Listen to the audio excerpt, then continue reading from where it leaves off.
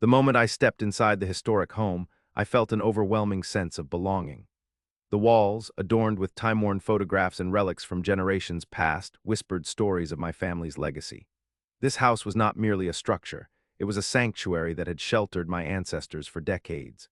Built long before the idea of homeowners associations, HOAs, came into existence, it stood as a testament to resilience and tradition in a rapidly changing world. My great-grandparents purchased this home when it was just a modest cottage on the outskirts of town. Over the years, they expanded it, turning it into a warm gathering place for family celebrations, birthdays, and holidays. Each corner held echoes of laughter, tears, and shared milestones that had woven our family tapestry together. As I walked through the rooms, I could almost feel their presence.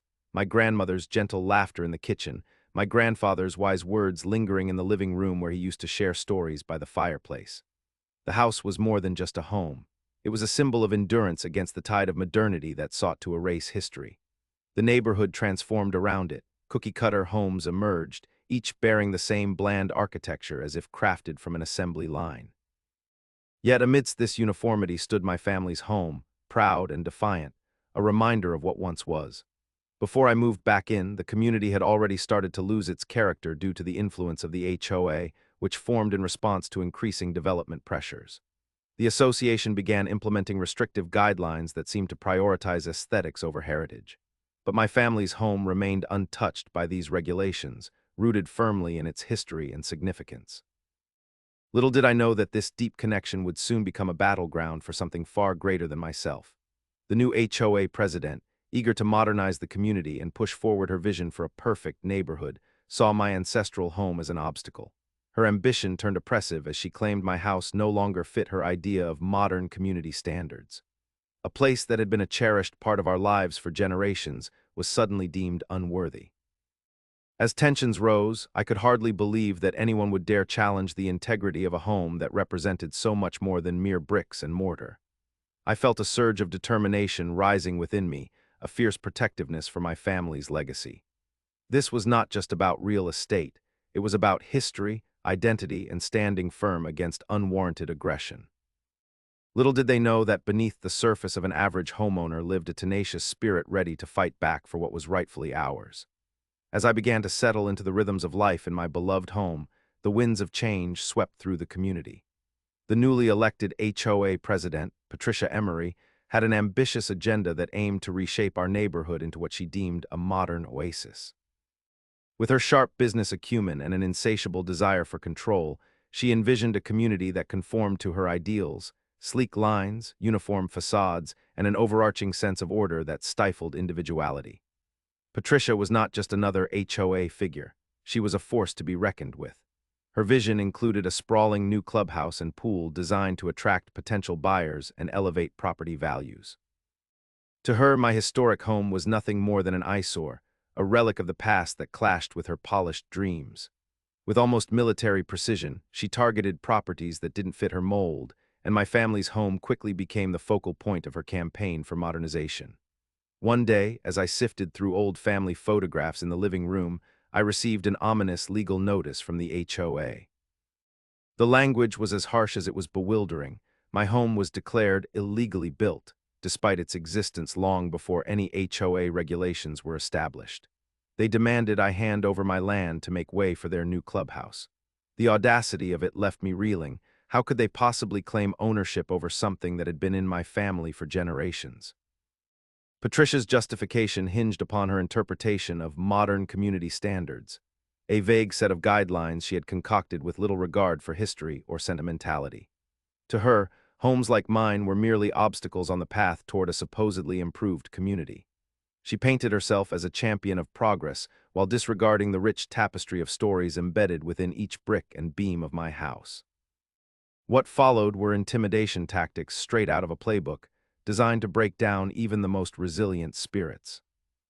The HOA began bombarding me with unfair fines for minor infractions, overgrown grass here, peeling paint there, all while attempting to restrict my access to community services. The idea that they would stoop low enough to threaten shutting off utilities sent a chill down my spine. Yet Patricia's ambition did not stop there. She claimed that they already had a court ruling in their favor regarding eminent domain, a claim I learned later was fraught with legal flaws, raising alarm bells about their integrity. As I faced this unwarranted aggression, something deep within me stirred, a fierce protectiveness for my family's legacy ignited by this audacious attack on our history.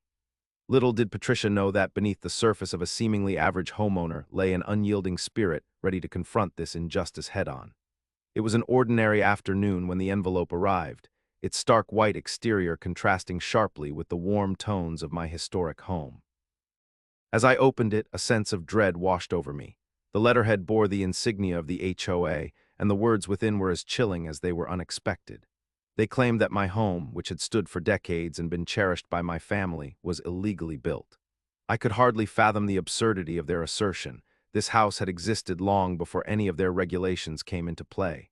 The notice detailed their demands in a tone that reeked of entitlement. They required me to surrender my land to make way for a new clubhouse and pool, an initiative Patricia Emery had pushed with fervor since her election. The document stated that failure to comply within 30 days would result in legal action, including forcible removal from my own home. I read those words multiple times, each time feeling a surge of disbelief mixed with anger. How could they think they had any right to claim ownership over something so deeply woven into the fabric of my family's history? What struck me most was not just the audacity of their demands, but also the complete disregard for the emotional significance of my home. To them, it was merely a structure that did not align with their vision of modernity. To me, it represented generations filled with love, laughter, and memories. The thought that they saw my home as an obstacle in their pursuit of a perfect community infuriated me. As I reread the notice, I noticed several inaccuracies embedded in their reasoning, claims about zoning laws that didn't even apply to my property, and an attempt to link my family's historical legacy to an arbitrary set of standards they had concocted. It became clear that Patricia's agenda was not just about aesthetics. It was about control, a desire to manipulate the community according to her own narrow vision. In those moments between disbelief and anger, I resolved to fight back. This wasn't merely about defending my home. It was about standing up against an oppressive force that sought to erase history in favor of conformity. With righteous fury burning in my chest, I began gathering documentation and evidence to refute their claims. Every photograph and old deed felt like ammunition in a battle I never expected to wage. The storm was brewing on the horizon, fueled by Patricia's unchecked ambition and my determination to protect what was rightfully mine. Little did she know that beneath my calm exterior lay an unwavering resolve ready to confront this injustice head-on. I would not allow them to take away my past or dictate our future. The days following the receipt of the legal notice were a blur of anxiety and indignation. As I tried to focus on defending my family's legacy, the HOA escalated their tactics, revealing just how far they were willing to go to intimidate me into submission. I received an avalanche of notices detailing fines for minor infractions that had never been scrutinized before. Grass that was a bit too long, a fence that could use a fresh coat of paint, each citation felt like another jab at my resolve. These fines were not just arbitrary, they were strategically overwhelming, designed to wear me down. The HOA's letters arrived with alarming regularity, painting me as a negligent homeowner while simultaneously stripping away my sense of community. They threatened to restrict my access to local services if I didn't pay up promptly. It wasn't long before I found myself feeling isolated, watching as neighbors who once waved hello now seemed hesitant to engage. Even friendly faces appeared wary, perhaps fearing association with my troubled property. Their intimidation tactics extended even further when they attempted to shut off my utilities.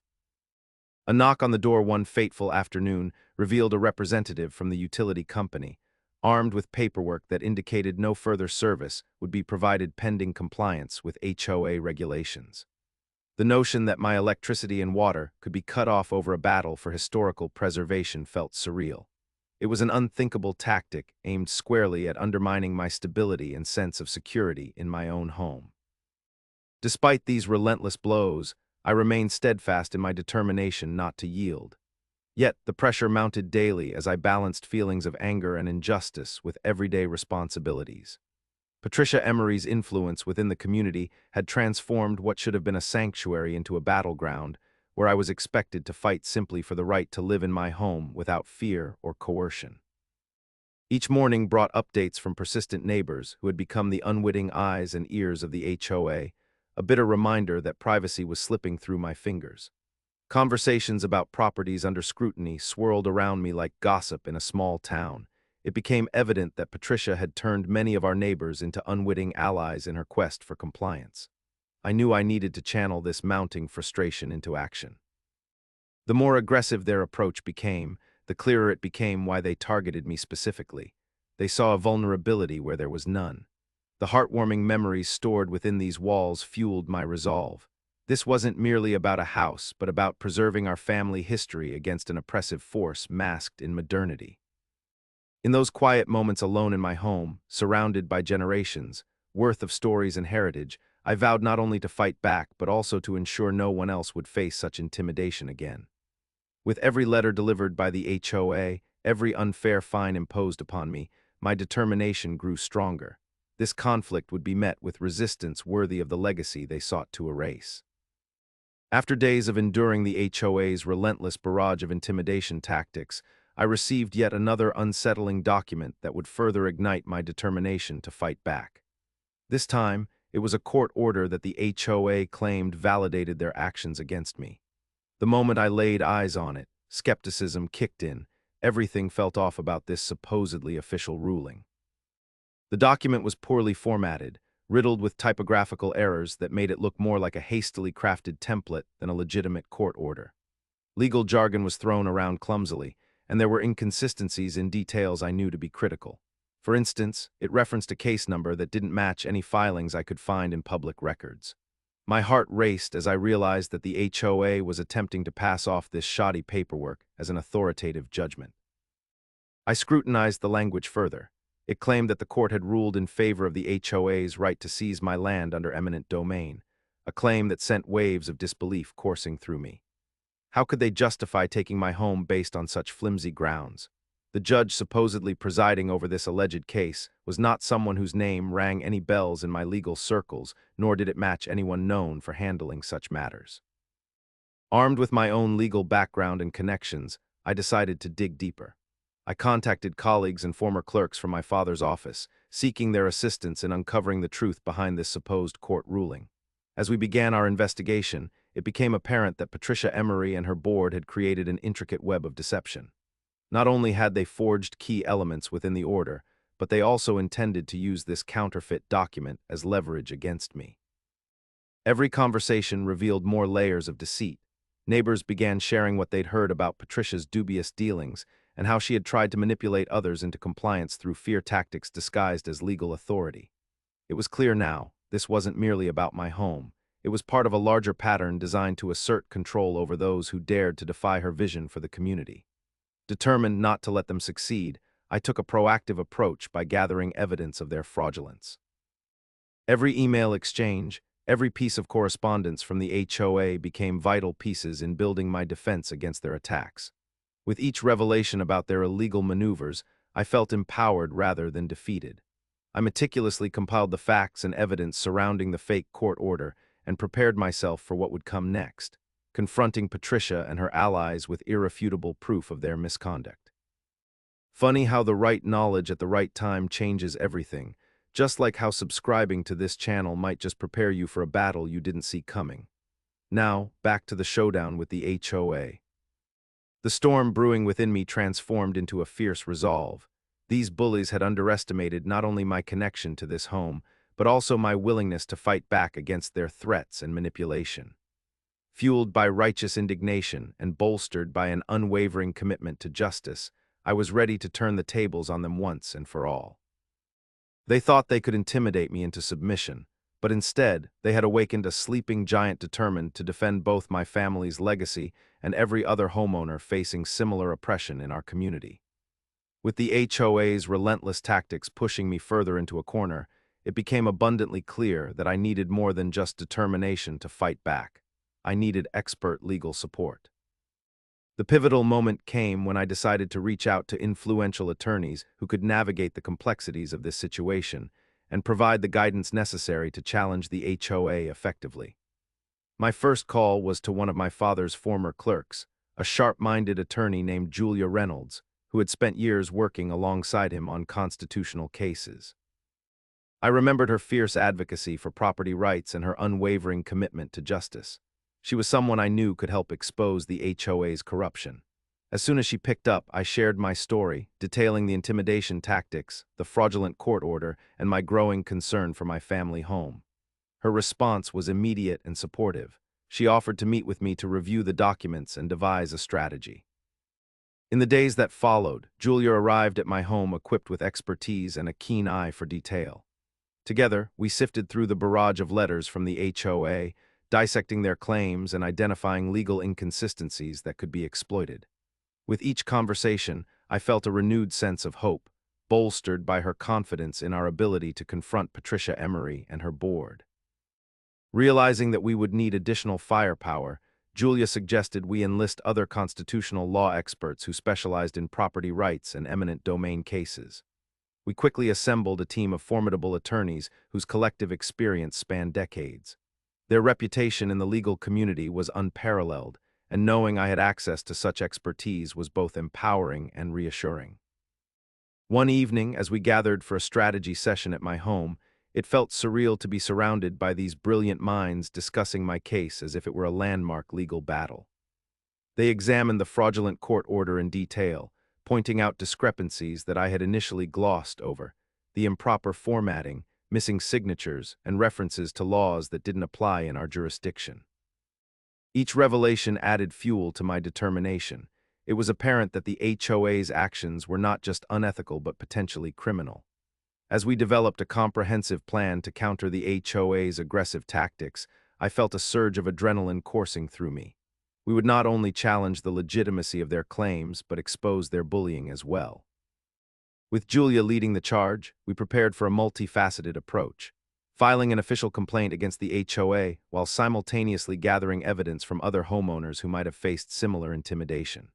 The prospect of taking this fight to court loomed closer each day.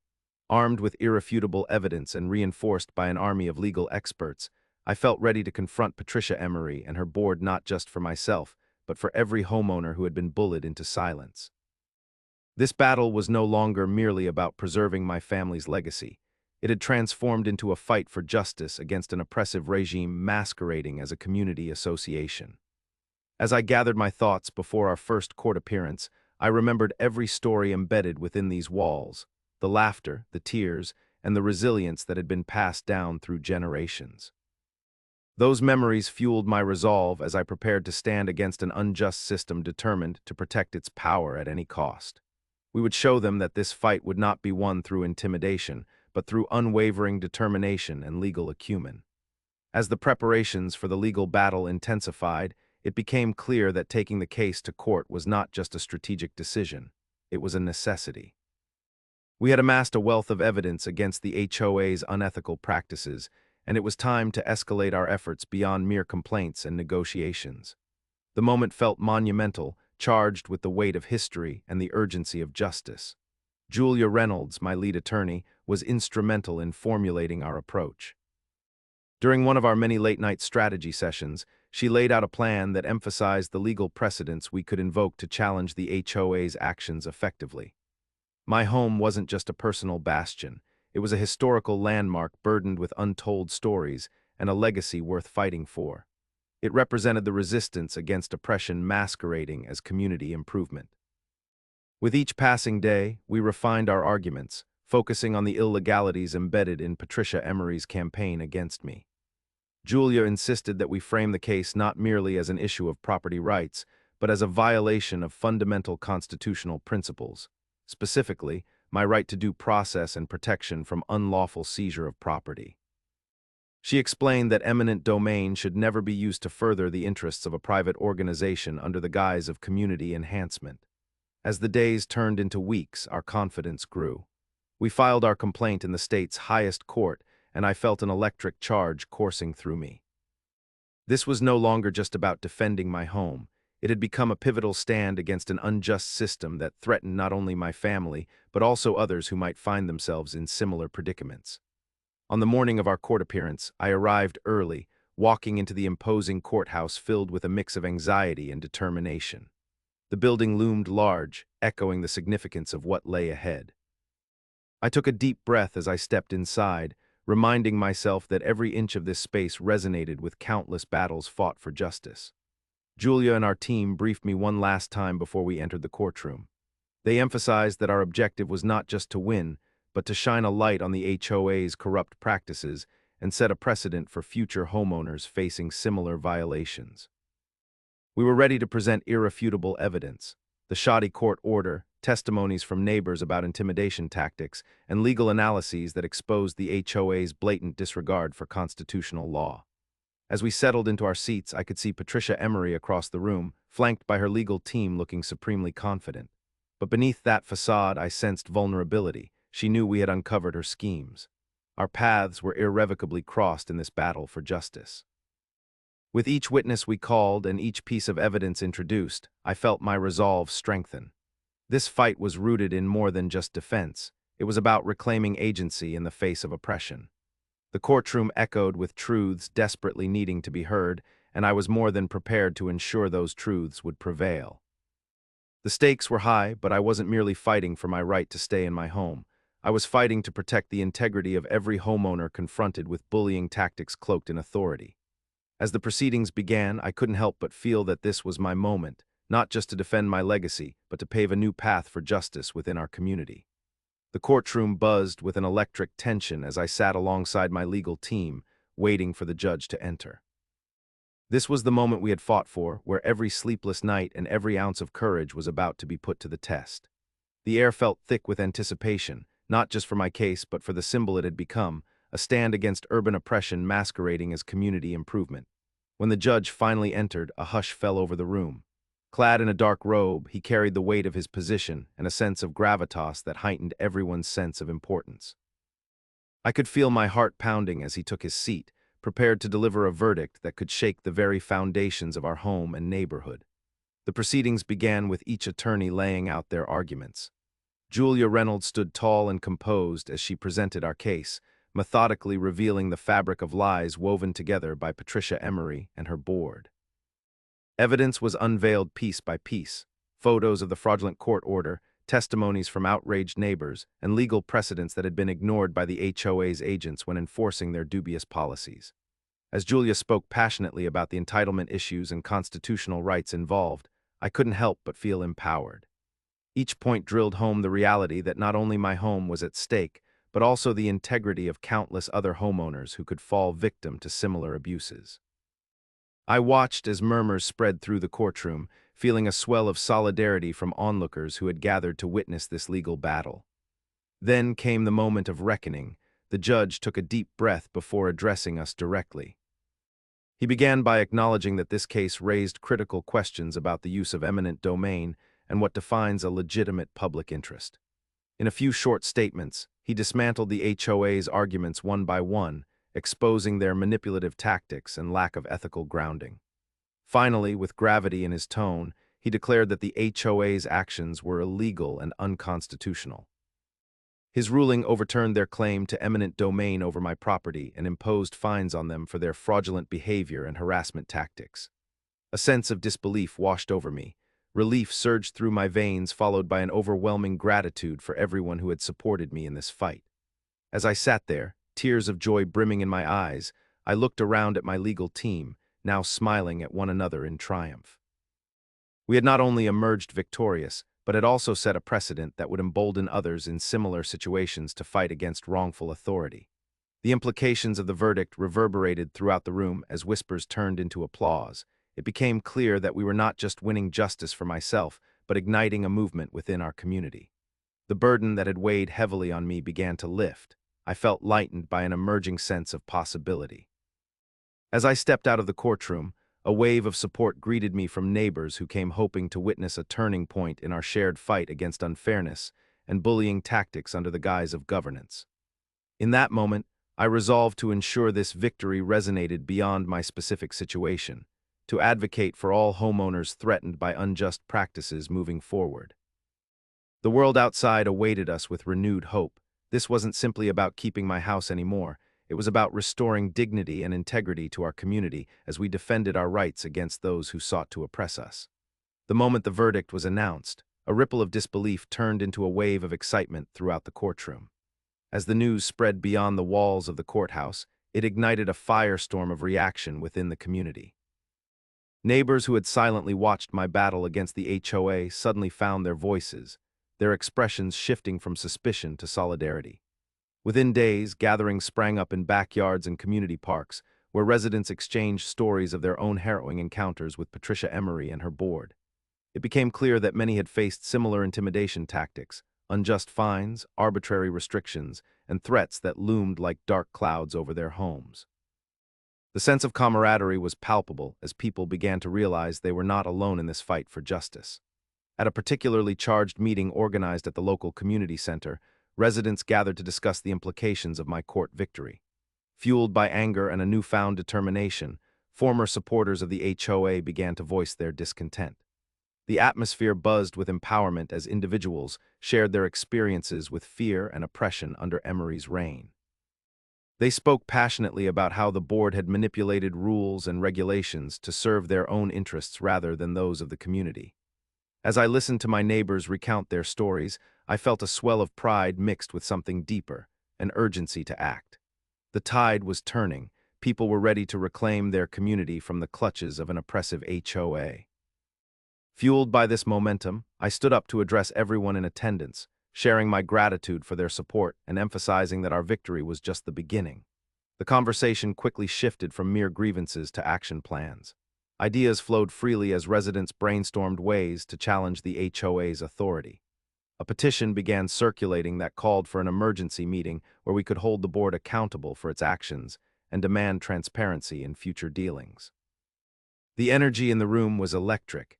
It felt like we were on the cusp of a revolution against an unjust system.